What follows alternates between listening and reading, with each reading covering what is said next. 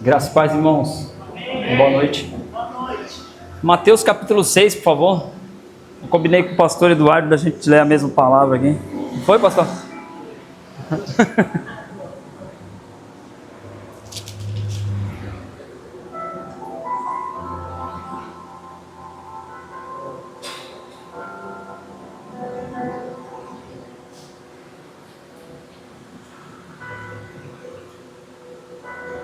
Lá no 25. Mateus capítulo 6, verso 25. Amém? Portanto, vos afirmo, não andeis preocupados com a vossa própria vida, quanto ao que haveis de comer ou beber, nem pelo vosso corpo, quanto ao que haveis de vestir. Não é a vida mais que o alimento e o corpo mais do que as roupas? Pode continuar.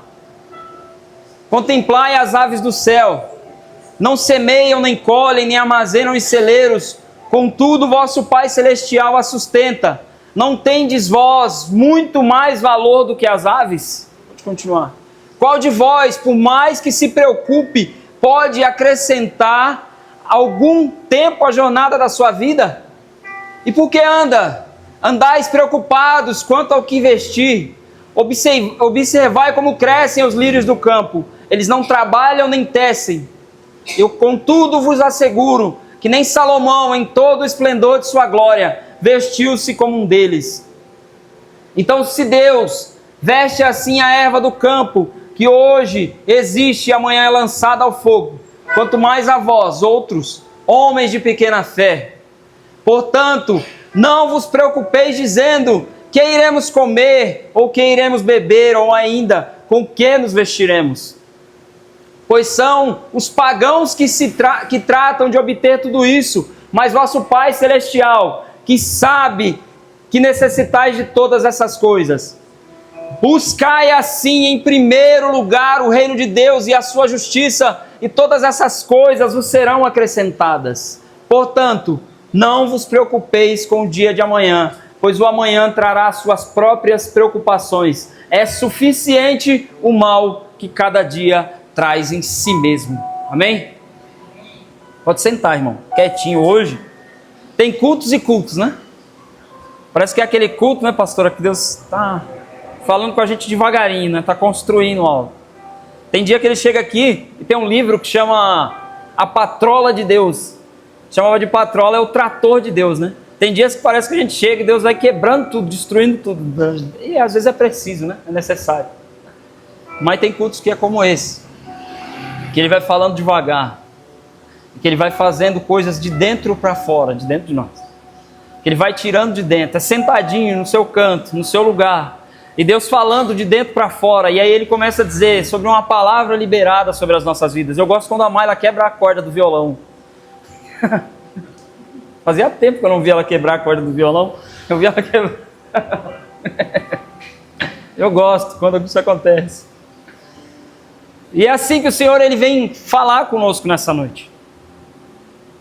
Jesus ele chega sendo enviado pelo Pai dentro de um contexto de vida das pessoas, onde elas estavam cansadas e sobrecarregadas. Havia sobre eles muitos governos. Aquele povo a quem Jesus veio pregar, trazer o evangelho primeiramente dentro de Israel, tinha os romanos governando sobre eles e cobrando impostos. Mas eles tinham também os religiosos de Israel governando sobre eles e cobrando impostos. E eles tinham uma vida muito difícil, eles estavam passando por grandes dificuldades. Por quê? Porque quem estava sobre eles estava subjugando, estava esmagando, estava explorando.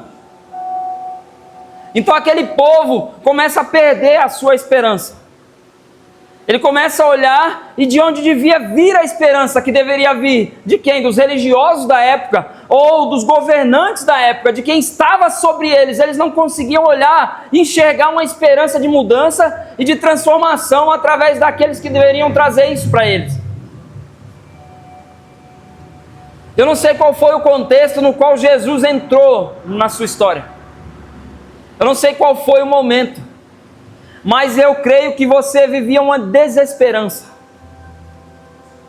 Você olhava para tudo e não conseguia enxergar uma maneira de mudar a situação. A maioria das pessoas que eu conheço, quando contam seus testemunhos, dizem: era o momento em que eu não conseguia enxergar mais nada, era o momento que eu não sabia para onde ir. E assim Jesus, ele chegou em Israel. Assim ele chegou no meio do povo, ele olhou um povo que tinha muitos governantes sobre eles, mas Jesus disse: eles vão como ovelhas que não têm pastor. E nós precisamos entender o contexto no qual Jesus entrou nas nossas vidas. Porque no contexto no qual Jesus entrou nas nossas vidas, às vezes nós nos esquecemos daquilo que Ele mudou. Nós nos esquecemos daquilo que Ele transformou de dentro para fora em nós. Nós nos esquecemos daquele momento, porque agora está bom. Agora está maravilhoso, comparado ao que era. Comparado ao que eu era, comparado ao que eu pensava para o meu futuro, comparado ao que eu esperava, o que eu tenho hoje.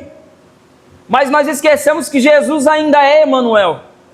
A obra ainda não acabou, a obra ainda continua. Amém. A obra é em mim e agora através de mim também. A obra ainda não acabou, irmão. Ele ainda não mudou tudo. Então ele começa a olhar para aquele povo, que era um povo preocupado com coisas. Era um povo preocupado com as coisas desse mundo, que olhava só para esse mundo, e ele começa a dizer para eles: parem de se preocupar só com as coisas desse mundo. Eu vou trazer para a vida de vocês uma preocupação um pouco maior, mas que não é uma ansiedade. Por quê? Porque Jesus traz para nós esse pensamento de como será a eternidade, de como chegar à eternidade. Isso que parece que nos consome por dentro. E a gente começa a olhar e dizer: como vai ser a eternidade? De alguma forma eu tenho que entrar nesse lugar que Jesus preparou. E a gente começa a ser consumido, mas não como a ansiedade do mundo. Porque aqui dentro nós temos a certeza de que aquilo que Cristo já fez nos garante essa eternidade. E da mesma forma, Ele queria que nós entendêssemos que todas as coisas das nossas vidas são governadas por Ele. Que portas abertas ou portas fechadas são abertas ou fechadas por Ele. Que é Ele que faz, também é Ele que desfaz. Que é Ele quem levanta, mas também é Ele quem abate. Por quê? Porque quando nós passamos por alguns momentos da nossa vida de incerteza, de dificuldade, de desesperança, a primeira coisa que nós fazemos é começar a procurar o culpado. Quem é o culpado? Mas deixa eu te dizer uma coisa, irmão: o trabalho de procurar culpado é do inimigo. É ele que coloca isso na nossa mente, no nosso coração, e nós começamos a viver debaixo de julgamento. E esse procurar o culpado por causa daquilo que não aconteceu, ou por causa daquilo que aconteceu de adversidade, o inimigo começa a olhar para você e falar: foi porque você fez isso, ou porque você deixou de fazer aquilo. E nós vamos tirando os olhos de Cristo, e passamos a olhar para talvez o que poderíamos ter feito, ou para o que devemos fazer agora. E não olhamos para o que Cristo fez, que isso é o que tem que nos manter de pé. Nós nos esquecemos do que Cristo já fez, porque o inimigo ele vem com um julgamento sobre as nossas vidas. Mas a cruz veio para remover a culpa dos filhos de Deus. Eu tenho na minha Bíblia, não sei se é nessa, mas acho que é na outra. Não, está aqui. Uma frase do pastor Fabiano aqui: Jesus assumiu a culpa para que nós pudéssemos assumir a responsabilidade. Acho que ele nem lembra que falou essa frase pregando aqui, mas quando ele falou eu escrevi aqui, na capa da minha Bíblia. Porque foi isso que aconteceu.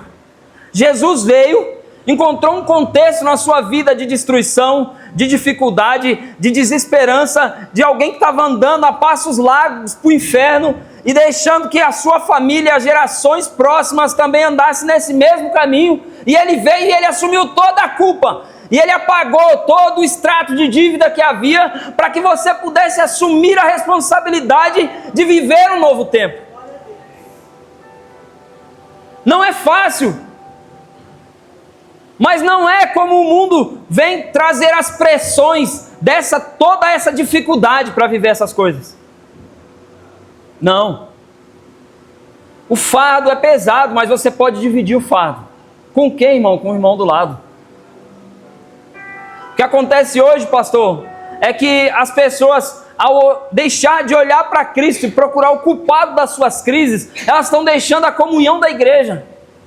Elas estão deixando a comunhão dos irmãos. Elas estão deixando de acreditar em qualquer um, por causa de um só. Mas Cristo ainda tem os seus instrumentos. Cristo ainda tem os seus filhos. Cristo ainda tem a sua igreja. A igreja ainda permanece. A igreja ainda está aqui. Não se isole, não se esconda.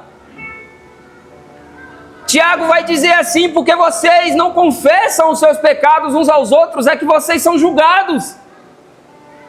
Porque vocês não procuram uns aos outros para dividir os fardos, é que o fardo fica pesado demais. E Jesus chegou no contexto da vida daquele povo onde eles pensavam dessa forma. Não adianta dividir o fardo com o sacerdote, ele não está preocupado com isso. Não dá para dividir o fardo com o governante romano, ele não está preocupado com isso. Não havia para eles ninguém que se preocupasse. Eles olhavam e diziam: ninguém está preocupado com aquilo que eu estou passando. Ninguém está preocupado com aquilo que eu estou carregando. Só havia uma preocupação: qual é o seu serviço, né, Mário? O que você tem para oferecer? E na ânsia pela prosperidade, na ganância, vamos dizer, não a ânsia, mas a ganância pela prosperidade. Porque nós ansiamos às vezes por prosperidade, por algumas coisas que o Senhor tem, mas não somos gananciosos em relação a isso. A ganância, o ganancioso, ele faz qualquer coisa para ter. Aquele que anseia, ele faz o que Deus mandou ele fazer para ter. Então, na ganância para ter, muitos pastores, líderes e igrejas se esqueceram do Evangelho de Cristo. Jesus conta uma parábola para os seus discípulos. Ele diz: havia um homem pobre e havia um homem rico. O nome do homem pobre era Lázaro, e ele ficava na frente da casa daquele homem rico, sempre à porta. E o homem rico comia e bebia e desfrutava das suas riquezas e da sua prosperidade, enquanto o Lázaro, pobre, na sua porta só encontrava os cães para lamber as suas feridas. Ambos morreram. Lázaro foi recolhido no seio de Abraão, nos braços do Pai, e o rico estava no inferno olhando para Lázaro. Eu não quero entrar no todo o contexto da explicação da parábola, mas por vezes muitos líderes têm se comportado como o homem rico, mantendo as pessoas na porta do reino, lambendo feridas. Eles levantam pessoas que não são capazes de curar suas feridas, eles levantam pessoas para lamber as suas feridas, para continuar doente, para continuar dependente de homens, para continuar dependente de coisas, para continuar buscando aquilo que é inalcançável às vezes.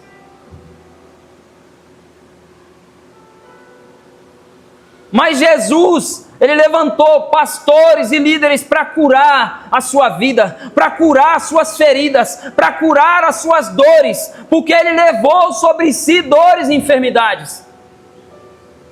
Porque existe uma palavra liberada sobre as nossas vidas.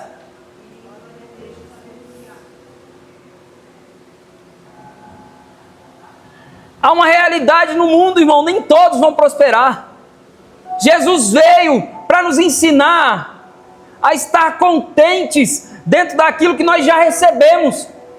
Porque esse descontentamento por aquilo que nós gostaríamos de ter, é o que tem nos afastado por muitas vezes daquilo que o Senhor já nos deu. Com o advento, o crescimento das redes sociais, a pessoa vai para frente de uma tela e ela começa a ver aquela vida perfeita, aquele corpo perfeito, as pessoas comprando, adquirindo e mostrando tudo ali, e ela começa a ansiar por aquelas coisas, e ela fala, eu não consigo alcançar, e Deus está dizendo, não, você não vai alcançar. Por que você não vai alcançar, irmão? Porque eu fiz você para viver assim.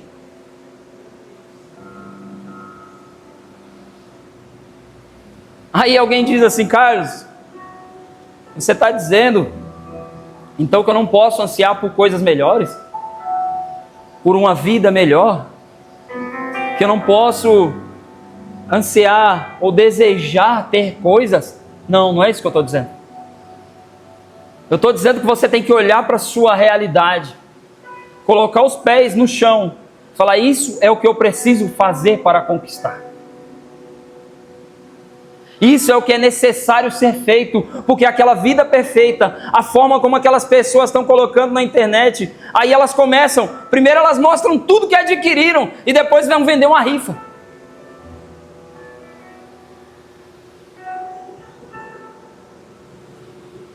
Elas mostram tudo que conquistaram, e depois vão vender os seus produtos ruins.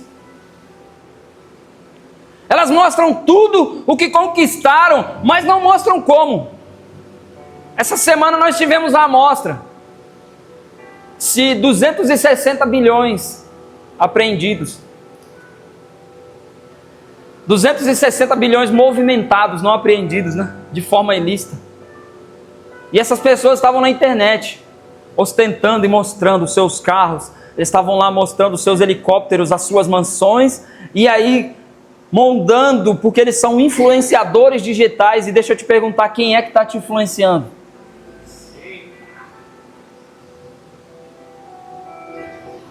Sai da vida dos influenciadores digitais, irmão, e vai para a vida dos influenciadores reais. Aleluia! Jesus veio tirar aquele povo de toda aquela influência romana para conquistar coisas e conquistar aquele status que Roma entregava, que os falsos líderes religiosos da época entregavam, e dizia para eles, parem, busquem em primeiro lugar o reino de Deus. Porque tudo que você vai ter, ser e fazer já está dentro de você. Então o que o inimigo faz? Ele pega e te faz olhar para fora. E começa, se compare com esse, se compare com aquele. O fato é que quem compara, compete, irmão. Isso não é uma exclusividade do mundo. Igrejas inteiras se perdendo por causa de competições. Pessoas se perdendo porque olharam para o irmão e começou a competir pelo afeto de um pastor ou pelo afeto de uma pessoa ao lado. E eu ouvi um podcast esses dias do pastor Carlito Paz. Ele é só o pastor de uma das maiores igrejas do Brasil, deve estar com uns 14, 15 mil membros lá hoje. E a pergunta para ele foi o seguinte: Pastor Carlito Paz, uma igreja pode ter panelinha? E ele disse, pode e deve. E os pastores no podcast ficaram assim um pouco desapontados, e ele disse assim, o que ela não pode ter na panelinha é tampa e pressão. Porque pessoas se preferem. Grupos se formam. Em todo lugar aonde você for, é natural. Você entra dentro de um curso lá com 50 alunos, ninguém se conhece. Daqui uma semana tem 5, 6 grupos formados. Você entra em qualquer lugar, dentro de uma empresa para trabalhar. Você não conhece ninguém. Ninguém se conhece, mas daqui a pouco tem 2, 3 grupos formados. A questão de tudo isso é quem lidera esses grupos. E como lidera. Mas na comparação, que é a ânsia do mundo, que é o que o mundo faz com que as pessoas fiquem se comparando, elas começam a competir dentro da igreja, formam-se os grupos, e esse grupo começa a competir com aquele, e aquele começa a competir com esse. Deixa eu te dizer uma coisa, irmão, um exército ele é formado pelo quê? por grupos. Deixa eu perguntar para você, onde é que está o teu grupo? E como você tem liderado ele? Porque às vezes a gente olha e fala assim, eu não vou participar desse grupo.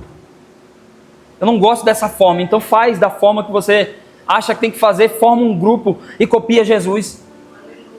Lidera esse grupo copiando Jesus. Porque é disso que a igreja precisa, de uma mentalidade de exército. De uma mentalidade onde os grupos se formam para lutar a mesma guerra. Aonde os grupos se formam e todos, cada um tem uma bandeira, mas há uma bandeira central por qual todos estão lutando. Então são grupos, mas não são grupos fechados, são grupos acolhedores.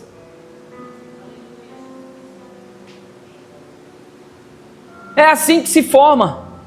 Ninguém vai ter 10 mil pessoas dentro de um lugar pensando da mesma forma ali e tal. Todo mundo, eu amo todo mundo me ama, esquece. 5 mil pessoas numa multidão e Jesus fez um discurso duro, ficaram 12. Ficou só um grupo. Quantos grupos tinham formados ali?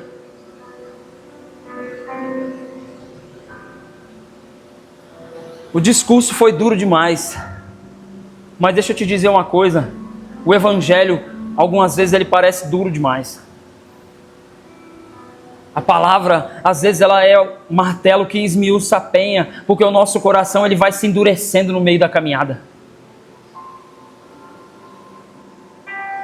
E aquele povo que ficava procurando culpados por causa das suas mazelas, ela encontrou um Cristo dizendo: não é procurando culpados que vocês vão se curar, mas é assumindo responsabilidades. E ele começa a dizer: tirem as suas ansiedades da frente. Às vezes a gente recebe um prognóstico. Alguém olha para nós e fala alguma coisa que a gente não estava pensando nisso para o futuro. A gente recebe um prognóstico. Alguém diz lá no futuro poderia ser assim, ou vai desenhando aquele momento seu e você começa a pensar lá na frente. É por isso que Deus, Ele proibiu em Israel, pastora, os prognosticadores, que eram os feiticeiros que davam um prognóstico da vida da pessoa. Alguém sentava lá e lia a mão da pessoa lá, igual a cigana fazia aí, e dava um prognóstico, falava: sua vida vai ser assim, assim, assim. E aquela pessoa passava a viver a ansiedade de ser como foi prognosticado. Mas deixa eu te dizer uma coisa: prognóstico não é diagnóstico.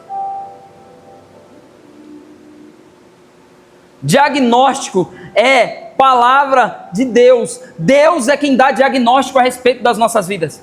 Amém. Então, se alguém te der um prognóstico de dor, de dificuldade, vai diante de Deus perguntar: Deus, me deram esse prognóstico, mas qual que é o seu diagnóstico? Aleluia.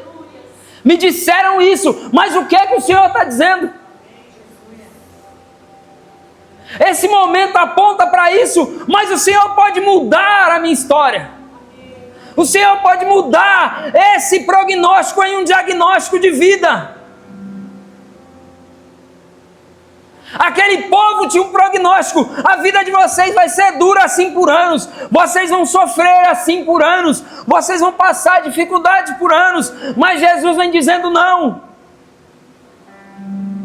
eu vim para que vocês tenham vida e a tenham em abundância.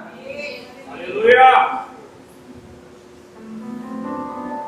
Eu vim para mudar o diagnóstico da sua vida. Eu vim para mudar a palavra que o médico disse. É por isso que ninguém entende o evangelho. A pessoa entra numa sala e o médico diz: você tem isso, isso e aquilo, e aquela pessoa sai dali, entra numa igreja e Deus diz: você não tem nada disso, e ela volta, faz um exame e ela não tem mais nada. E tudo que o médico disse perdeu o valor. E o mundo fica boquiaberto com esse Cristo. Quais foram as palavras do prognóstico da sua vida que você recebeu? Quais foram as palavras do prognóstico da vida dos seus filhos que você recebeu? Porque o Senhor vem nessa noite entrar no seu coração e tirar daí de dentro o diagnóstico que Ele sabe, que você já sabe que Ele te deu. Não abandone o diagnóstico de Deus. O diagnóstico de Deus, o médico dos médicos, traz um remédio diferente, traz um tratamento diferente, traz uma cura diferente. O mundo tem as suas formas de trabalhar, tem as suas formas de fazer, mas Deus, Ele faz diferente do que o mundo faz. Atos capítulo 17, verso 6. Paulo vai chegar na Grécia, ele vai chegar pregando por todas aquelas cidades, e ele vai entrar na casa de um homem chamado Jason, que o recebe, o chefe da sinagoga. E Paulo começa a pregar, e a cidade vira um alvoroço. E eles são levados para serem julgados, e a palavra do julgamento contra Paulo é: aqueles que viraram o mundo de ponta cabeça chegaram até aqui. Deixa eu virar você do avesso hoje, irmão. Deixa eu virar o seu mundo de ponta cabeça. É o que Jesus está dizendo. Parece que está tudo sob o seu controle, e aí você vai perder o controle e Ele vai tomar o controle. Aí você olha e fala: parece que piorou, Jesus. Piorou mesmo. Piorou para você, porque você perdeu o controle, você não queria abrir mão dele. Você queria continuar controlando as coisas. Assim somos nós, irmãos. Parece que as coisas só estão no lugar quando elas estão sob o nosso controle. Quando o caos bate a nossa porta, quando a dificuldade bate a nossa porta, a gente entende que Deus perdeu o controle das coisas. Mas Ele está no barco, dormindo e esperando que você o acorde. Jesus usou essa mesma frase para esse povo e disse: homens de pequena fé, não estejais ansiosos com coisa alguma. Quando Ele levantou no barco para acalmar a tempestade, Ele olhou para os seus discípulos e disse: homens de pequena fé.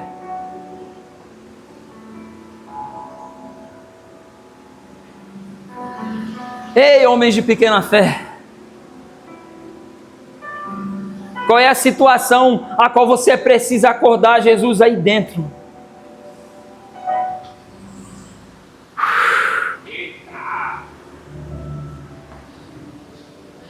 Qual é o problema que você precisa acordar Jesus aí dentro? Você já procurou diversas maneiras de resolver a situação, já procurou diversas maneiras de fazer, mas não conseguiu resolver, não conseguiu fazer, não conseguiu mudar.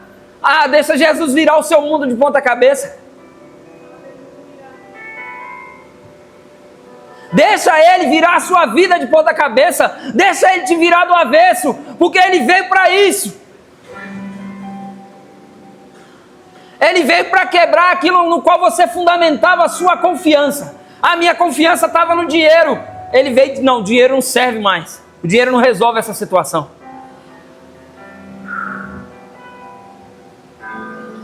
As pessoas colocam sua confiança no dinheiro quando aparece um problema de saúde que todo o dinheiro do mundo não resolve.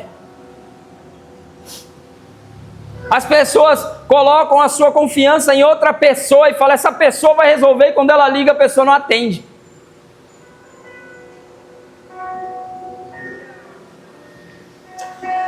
Não, eu conheço fulano, ele vai abrir a porta. Aí quando você liga, fulano não atende. Manda mensagem, ele não responde. Aí Jesus está dizendo para você assim: ei, eu estou virando seu mundo de ponta cabeça. Porque longe de mim você não vai saber viver. Jesus olhou para os seus discípulos e disse assim: sem mim nada podeis fazer. Deixa eu dizer uma coisa: Jesus te chamou para ser um discípulo dele, você não passou por aquela porta à toa. Ah, não é? Nós não somos um povo sedentário, irmão. Nós não podemos ser. O evangélico não pode ser um povo sedentário. O que é o sedentário, pastor? É aquele que só procura o exercício de domingo ou de final de semana. É o atleta de final de semana. Cristianismo não pode ser vivido assim. Se você passa pela porta de uma igreja, você ouve uma palavra que te chama para dentro assim, te chama para perto dele, é para não viver como um sedentário. O sedentário ele está sempre com sede, porque você toma água só de domingo, irmão, essa semana, por favor, e fica a semana inteira sem tomar água. Vamos ver se você consegue. Jesus estava chamando o seu povo para perto. E ele estava dizendo assim: sem mim nada podeis fazer. E aí nós caímos na ilusão de que nós estamos fazendo muitas coisas sem Cristo. Porque a gente levanta de manhã, vai para o trabalho, cumpre o nosso horário, volta para casa, faz as nossas coisas, e aí eu fiz muito. Mas nós precisamos entrar no fundamento disso. Quando Jesus diz: sem mim nada podeis fazer, essa palavra fazer é nada podeis realizar.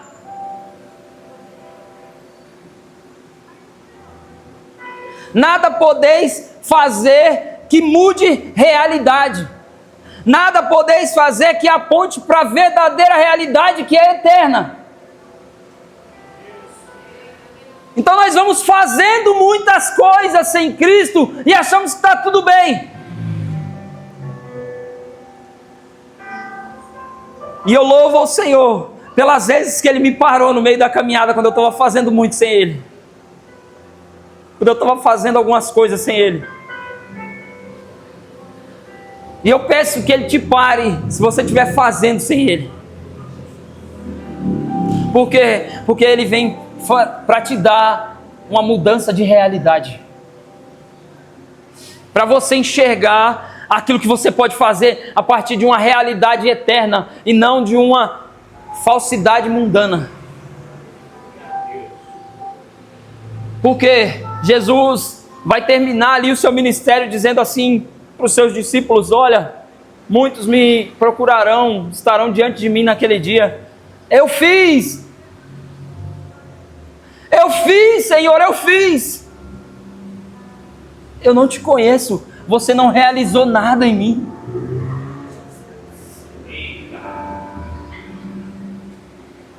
Quando Jesus veio para aquele povo de Israel, foi para lembrá-los daquilo para o que eles tinham sido escolhidos a partir de Abraão, e como foi ensinado para nós aqui na semana passada, como Deus falou através de Moisés. Eu ainda estou ruminando aquela palavra, pastora, a jornada de um libertador. Conversei bastante com o Igor sobre isso, falava sobre Moisés, porque a Bíblia diz que Moisés é comparado a Cristo, ele é um tipo de Cristo. O que mais me chama a atenção na vida de Moisés não foi ele abrir o mar, não foi os milagres que ele fez, mas tem uma palavra que ele olha para Deus e diz assim: Deus, não é por estares comigo ou conosco que nós somos diferentes. Não nos deixe. Tudo que eu realizei, Senhor, tudo que eu fiz, Moisés estava dizendo, eu fiz porque o Senhor estava comigo. Desde o dia que eu fui colocado dentro de um cesto de junco, lá, e foi me dado um nome. Pensa nisso, irmão. Moisés já tinha 3, 4 meses de idade, ali eu não me lembro ao certo, mas ele não tinha um nome. Era um menino bonito. Era alguém sem identidade, guardado para um propósito que nem a mãe dele sabia, e no movimento espiritual ela coloca aquele menino dentro de um cesto de junco.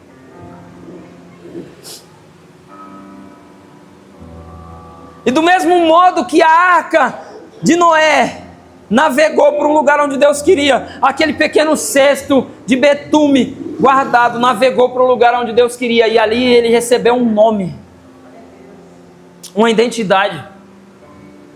E a partir dali começa a jornada de Moisés. Quando Moisés diz isso para Deus, pastora, ele estava lembrando de um momento da sua jornada, onde ele saiu para visitar o seu povo. Você tem que ler a Bíblia em todo o seu contexto, irmão. Moisés sabia que era hebreu. Moisés sabia do que Deus tinha para a vida dele. Joquebede havia ensinado para ele que Deus tinha algo extraordinário para fazer. E a palavra do Senhor diz que ele intencionalmente saiu para ver como estavam tratando o seu povo. E a palavra vai nos ensinar que Moisés cuidava que libertaria o povo pela força do braço. E quando ele matou o egípcio e o povo não entendeu ele falou: vou fugir. Não tem propósito de Deus nenhum, era tudo loucura da minha mãe. E ele vai embora, ele foge. Deixa eu te dizer uma coisa, talvez você recebeu palavras que por esses dias você disse era só loucura. Talvez você recebeu palavras que você por esses dias questionou, palavras que você recebeu em outro tempo. Talvez quando criança ou na sua jornada de fé.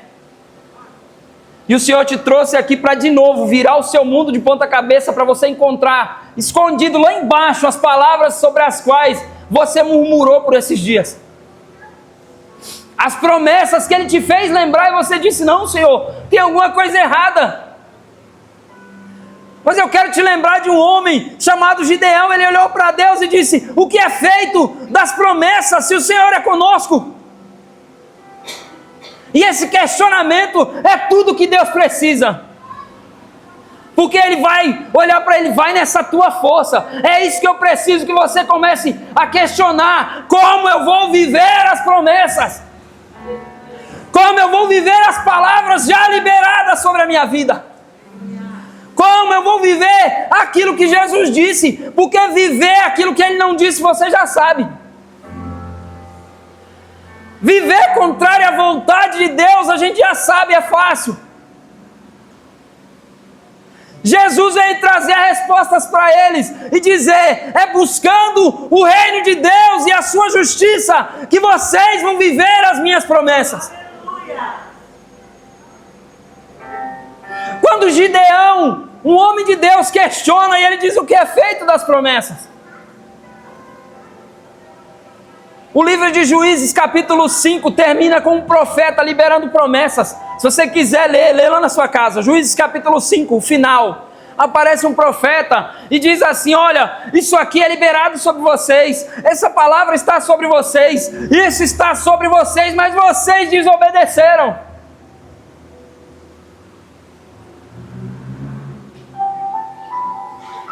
E o primeiro capítulo do livro de Juízes, no primeiro versículo do Juízes 6, havia um homem chamado Gideão, e ele estava malhando trigo no lagar, e o Senhor enviou um anjo para falar com ele, e ele olhou para o anjo e disse: o que é feito das promessas? E o anjo: vai nessa tua força, varão valoroso. O medroso Gideão estava sendo chamado de corajoso, pastor, porque ele estava fazendo a pergunta certa: o que eu faço para viver as promessas? Você está perguntando para Deus: como eu faço para conquistar isso? Ou como eu faço para conquistar aquilo? Como é que eu faço para ter isso? Como é que eu vou fazer para ter aquilo? E o mundo vai lançando esses anseios na sua mente, mas a pergunta certa é: como eu faço para viver as promessas? Como eu faço para levar os meus filhos para viver as promessas? Como eu faço, Senhor, para manter as gerações aos teus pés? Porque no final de tudo, se eu tiver conquistado tudo, entregue tudo nas mãos dos meus filhos, uma boa casa, um bom carro, uma boa herança, mas eu não tiver dado a eles Cristo, eu não lhes dei nada.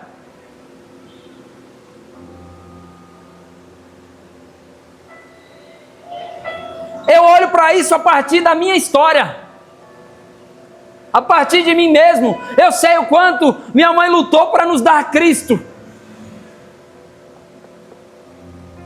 Eu sei o quanto ela orou para nos dar Cristo.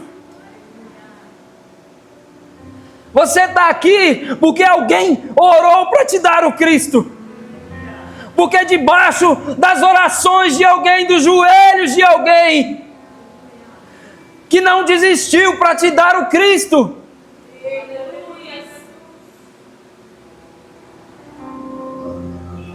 Então o maior questionamento que você deve fazer hoje na sua vida: o que eu estou fazendo para continuar com Cristo e para entregar o Cristo a outros?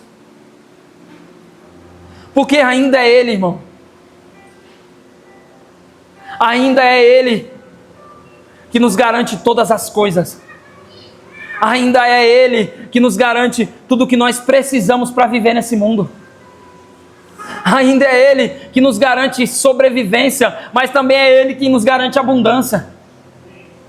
Ainda é Ele. Talvez você está passando por um momento de dificuldade, por uma vida de dificuldade, mas Cristo tem te dado tudo aquilo que você precisa para viver.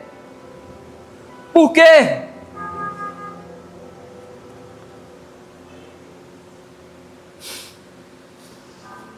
Porque Ele tem cuidado de nós. Ele ainda é o Cristo. O primeiro nome de Jesus revelado a Maria foi Emanuel. Ele será chamado Emanuel. Deixa eu te lembrar uma coisa aqui, irmão. Ele ainda é Emanuel.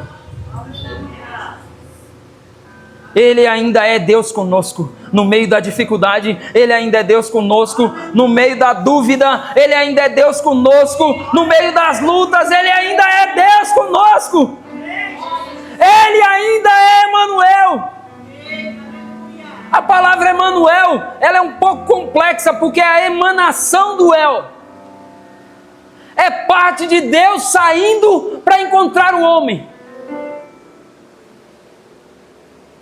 É parte do Deus se mostrando para o homem. E aí o anjo vem e diz: Ele é parte de Deus dentro de você, Maria, que vem para se mostrar, porque Ele ainda é Deus contigo. Ele ainda é Deus com o seu povo. Ele ainda é Deus com a sua igreja. Prepare-se para viver milagres extraordinários nesse tempo. Prepare-se para impor as mãos e ver curas de novo, porque Ele ainda é Deus conosco. Ele ainda é o Emanuel. Naquele momento que você não sabia como resolver, como fazer, você só conseguiu resolver e fazer porque Ele ainda é Emanuel. Naquele momento que você não sabia mais como se libertar, você só conseguiu porque Ele ainda é Emanuel.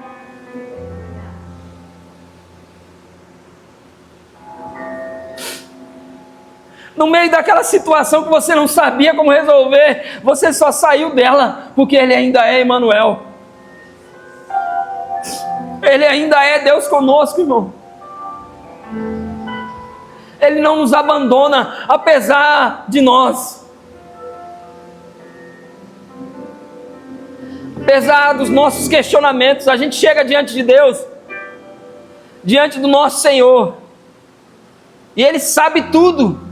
A palavra diz que Ele sabe todas as coisas, mas a gente chega diante dEle para ensinar como fazer. Senhor, e se fosse assim?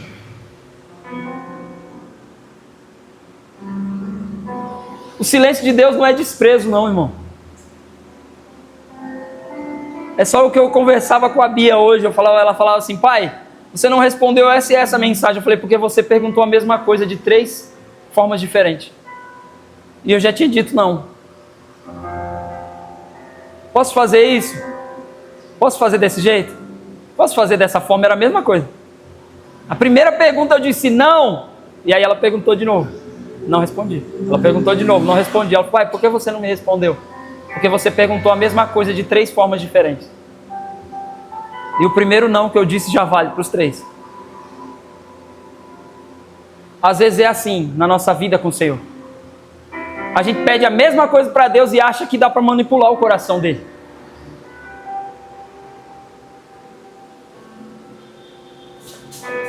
Deus não responde às nossas ansiedades, irmão.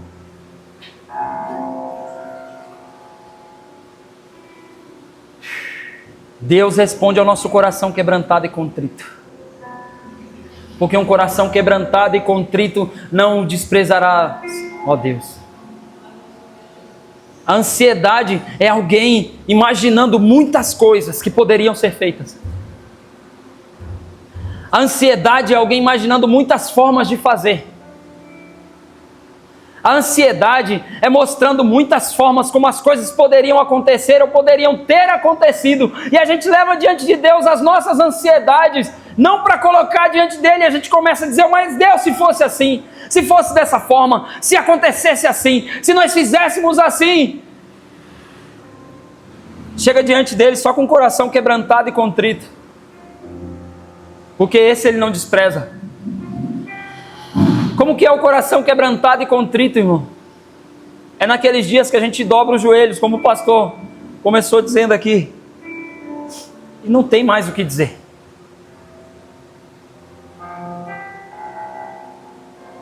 Lágrimas parecem brotar dos nossos olhos, você não controla mais.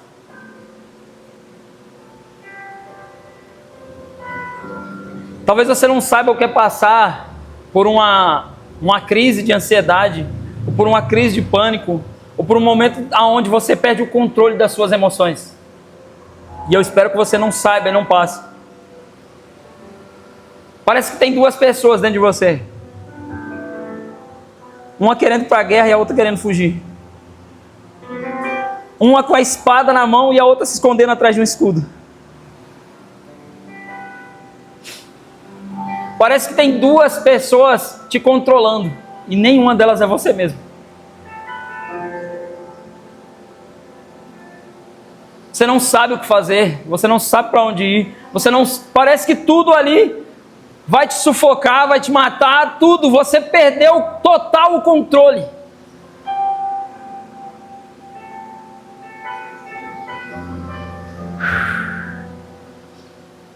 É a ansiedade de um lado e a opressão do outro, e você não sabe como fazer. E cada vez mais isso tem aumentado, porque as pessoas não têm ido diante do Senhor lançar sobre Ele as suas ansiedades. A gente acha que a ansiedade é um assunto novo, né? Mas o apóstolo Pedro, quando estava escrevendo a sua carta, disse: lancem sobre Ele as suas ansiedades, porque Ele tem cuidado de vós.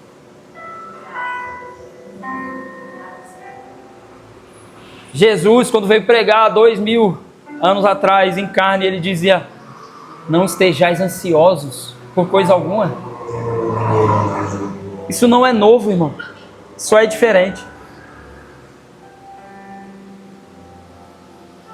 Por isso eu quero te convidar nessa noite para você trazer as suas crises para Cristo.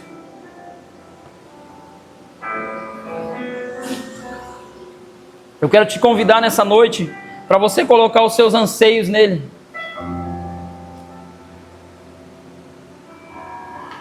Talvez não seja aquilo que você desejava ouvir. E eu carrego comigo, às vezes, já algumas vezes, o questionamento, às vezes até a frustração de não ser aquilo que as pessoas gostariam que eu fosse, de não falar aquilo que a igreja gostaria de ouvir. E algumas vezes eu já fui diante do Senhor e eu falava assim: Deus, me dá uma palavra mais alegre. Me dá alguma coisa que os irmãos gostariam de ouvir hoje. E ele disse para mim assim: eu não te chamei para isso.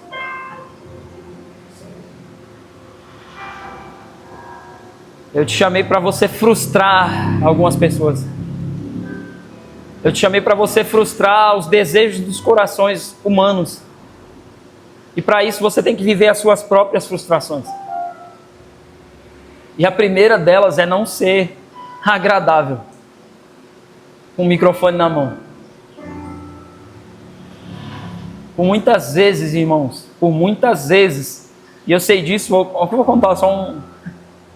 Eu fui pregar numa Assembleia de Deus uma vez. Eu era membro da igreja, eu era líder de jovens. Vai lá pregar na sede, irmão, você vai pregar lá. E eu preguei naquele dia. Oséias capítulo 14, verso 6, eu lembro até hoje. Não faz só uns... Não vou falar não, senão vou falar que eu sou velho, mas faz uns 15, 16 anos atrás. Tira toda a nossa iniquidade, então daremos como bezerros os sacrifícios dos nossos lábios. E eu entrei dentro de uma sede de Assembleia de Deus lotada, vários grupos de jovens e os pastores, mas aquele dia o Espírito Santo falou para mim assim: essa palavra é para os líderes. E eu não preguei virado para a igreja, eu preguei virado para cá, porque eles se sentavam assim, ó, na tribuna. Lá era assim, ó, ao redor.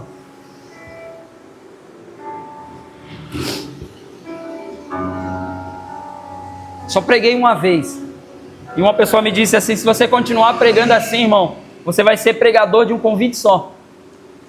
E eu disse para ele assim: eu prefiro ser o pregador que prega uma vez o que Deus disse do que o pregador que prega muitas vezes o que Deus não disse.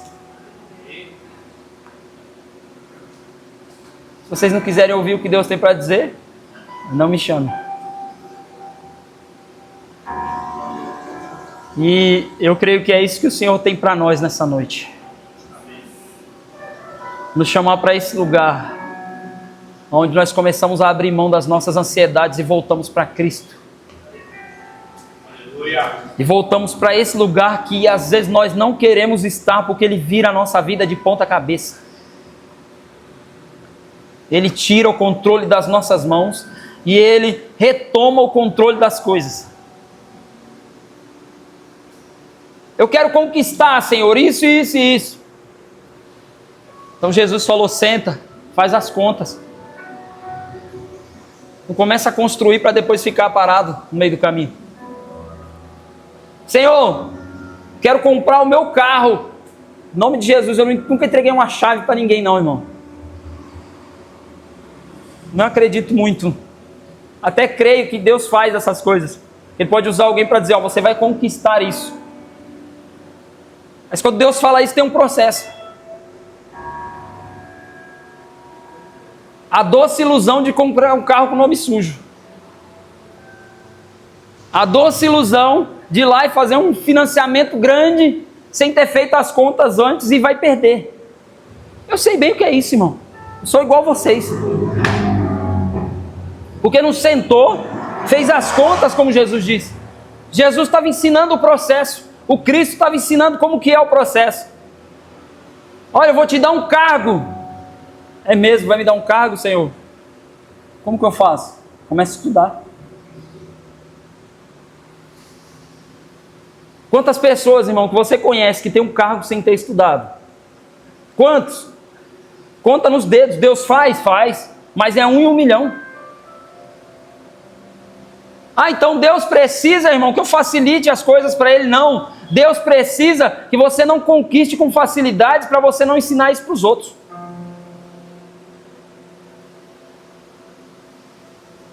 Deus não está dando um jeitinho brasileiro. Ele não trabalha assim não, irmão. Eu vou alcançar isso. Então tem que fazer o certo.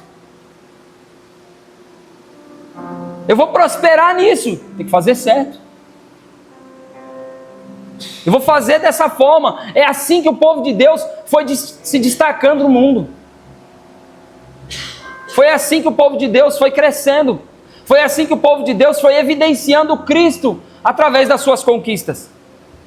Mas aí agora a gente vê na internet o cara gritando assim: ei, tinha 20 reais na minha carteira e agora apareceu 30. E tem gente que acredita que é Deus que está fazendo esse negócio.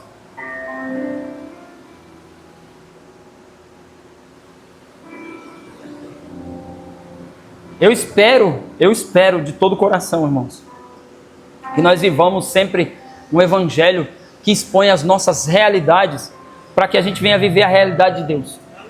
Porque a realidade desse momento que você começar a mudar agora, a partir daquilo que Deus vai abrir portas, Deus vai te dar força, Ele vai te dar recurso, Ele vai te dar formas de você alcançar aquilo que Ele já liberou.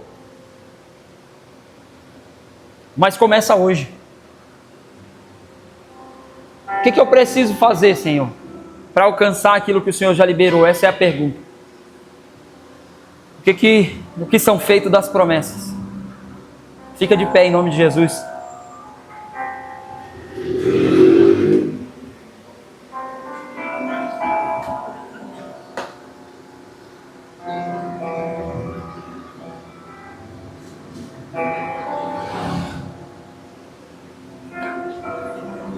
Sei que estás aqui, Senhor. Podes perceber quem sou. Podes ver se há em mim um verdadeiro adorador. A minha oferta, aí, já foi. Ofereço a ti, Deus meu, para reconhecer que nada tenho tu. tudo é teu. Deixa te adorar, ainda que a figueira não floresça. Quero me alegrar, mesmo se o dinheiro me faltar. A vitória vem, mesmo que pareça que é o fim.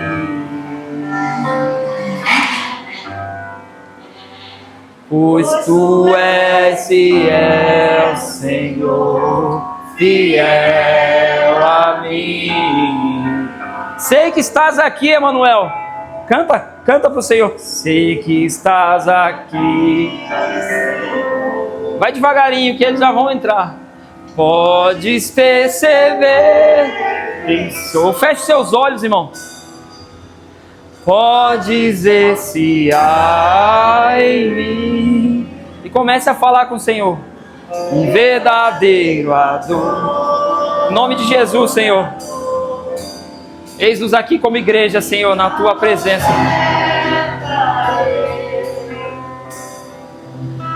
Ofereço a ti desejo para reconhecer que nada.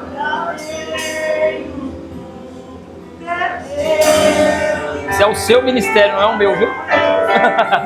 Quero te adorar, ainda que a figueira não floresça. Quero me alegrar, mesmo se o dinheiro me faltar.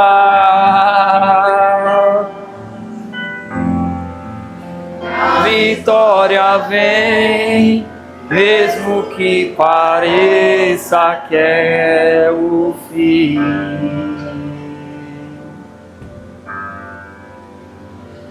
Pois tu és fiel, Senhor, fiel a mim.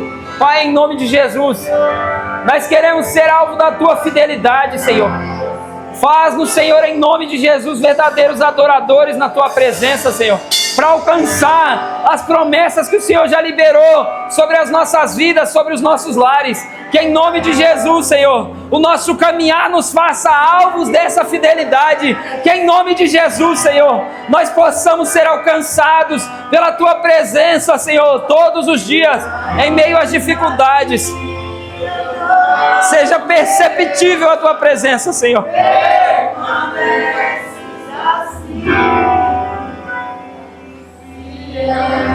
Senhor, meu Deus, fiel a mim.